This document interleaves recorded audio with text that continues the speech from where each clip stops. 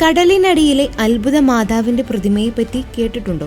വെനീസ്വലയിലെ loss ദ്വീപിലെ കടലിനടിയിലാണ് മാതാവിന്റെ ഈ തിരുസ്വരൂപം ഉള്ളത്. വെനീസ്വലയിലെ വെർജിനോ വാലി എന്നാണ് ഈ മാതാവ് അറിയപ്പെടുന്നത്. കടലിനടിയിലെ നിധി എന്നും ഈ മാതാവിനെ വിശേഷിപ്പിക്കാറുണ്ട്. 5 അടി ഉയരമുള്ള ഈ മാതാവിന്റെ പ്രതിമ വെങ്കലം കൊണ്ടാണ് നിർമ്മിച്ചിരിക്കുന്നത്. എന്നാൽ ഈ തിരുസ്വരൂപം ആരാണ് ഉണ്ടാക്കിയതെന്നോ ഇതെങ്ങനെയാണ് ഇവിടെ വന്നുവെന്നോ അറിയില്ല.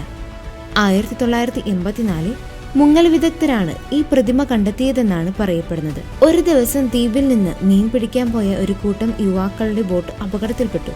വെള്ളത്തിൽ വീണ ഉടൻ തന്നെ അവർ പരിശുദ്ധ കന്യകയോട് പ്രാർത്ഥിക്കാൻ തുടങ്ങി.